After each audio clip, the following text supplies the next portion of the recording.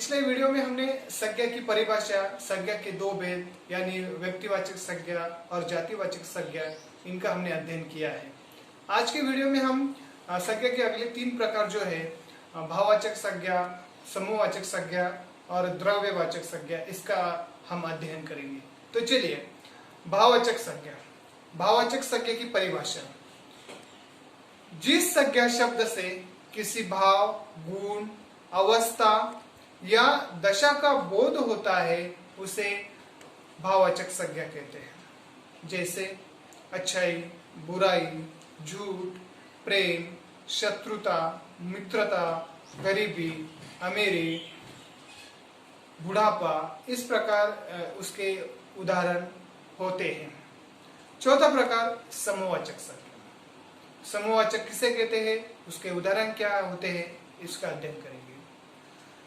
समूहवाचक की परिभाषा: जो संज्ञा शब्द किसी समूह या समुदाय का बोध कराते हैं उसे समूहवाचक संज्ञा कहते हैं। जैसे एक उदाहरण के तौर से हम समझ कर लेंगे। भारतीय सेना ने चीनियों के छक्के छुड़ा दिए। अब देखिए, यहाँ पर सेना ये शब्द हमें समूह का बोध करा रहा है, इसीलिए सेना शब्द यहाँ पर समूहवाचक संज्ञा का शब्द है। दूसरा एग्जाम्पल या दूसरा उदाहरण, सैनिकों की टुकड़ी आगे बढ़ी।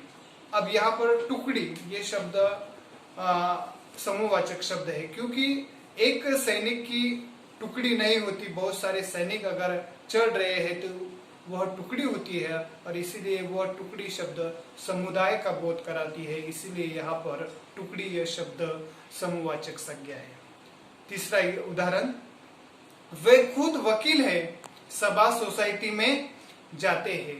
देखिए अभी यहाँ पे सभा यानी यहाँ पर समूहवाचक शब्द का बोध कराता है, इसीलिए ये भी शब्द समूहवाचक संज्ञा में आता है।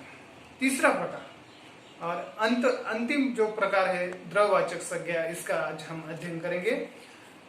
उसकी परिभाषा: द्रव्यवाचक यानी पदार्थवाचक, उसे हम दूसरे नाम से भी पहचानते हैं, पदार्थवाचक संज्ञा। उसकी परिभाषा: जिस संज्ञा शब्द से किसी धातु, द्रव्य या पदार्थ के नाम का बोध होता है उसे द्रव्यवाचक संज्ञा कहते हैं। कि जैसे देखिए, आप दाल में घी डालो। अब घी ये शब्द पदार्थ है, इसलिए घी यह शब्द द्रव्यवाचक या पदार्थवाचक संज्ञा में आता है। दूसरा, गाय ने दूध नहीं दिया। अब दूध ये भी एक पदार्थ है, इसीलिए दूध ये शब्द यहाँ पर द्रव्यवाचक होता है। सोना चांदी महंगे हो गए।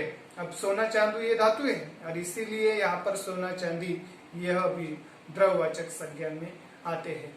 तो इस प्रकार छात्रों, हमने दो वीडियो के माध्यम से संज्ञा की परिभाषा, संज्ञा के 5 भेद, व्यक्तिवाचक, जातिवाचक, भाववाचक, समूहवाचक, द्रव्यवाचक, इसकी अच्छी तरह से हमने जानकारी, उसका अच्छी तरह से अध्ययन किया है। और मेरे ख्याल में से अब कोई भी उदाहरण आया तो निश्चित रूप से आप उसको अच्छी तरह से समझ लेंगे और उसका अध्ययन करेंगे।